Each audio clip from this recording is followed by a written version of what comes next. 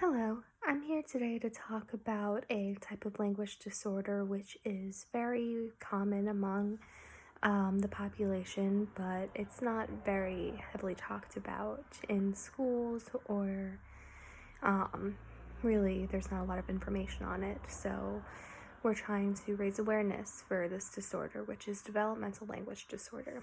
Developmental language disorder, otherwise known as DLD, is a type of speech, language, and communication disorder that affects the way children understand and use language.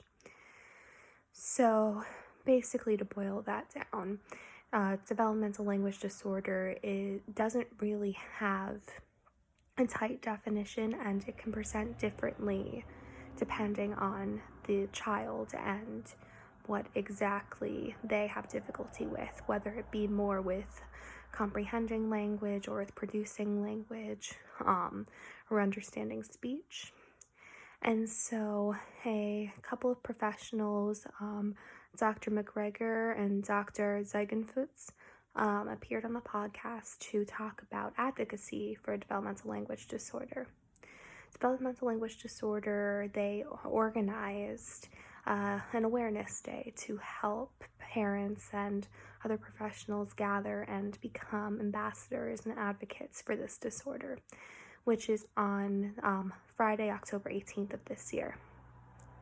So, unfortunately, even though developmental language disorder is a very prominent and relevant disorder in today's population of youth, it's not very heavily researched or talked about in comparison to other disorders such as ADHD or autism. Those disorders are not as prevalent in the population as DLD.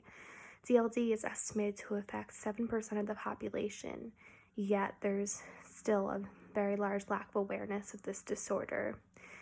And it was found that for the kindergartners and other youths who were tested for this disorder, 30% of kindergartners who were tested and were found to have DLD, only 30% of them were given services to help treat and manage this disorder.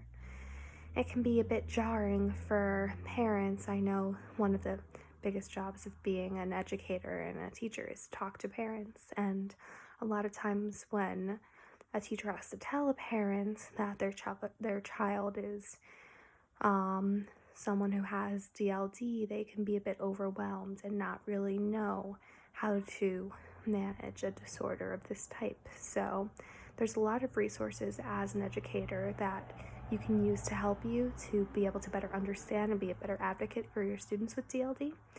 One of which is a paper titled "Which Neurodevelopmental Disorders Get Researched and Why?"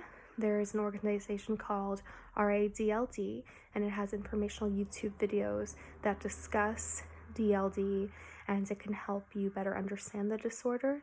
And the ASHA as well has a lot of good resources on DLD. For more information and more ways for you to become a better advocate for DLD, please refer to the handout accompanying this video. Thank you very much.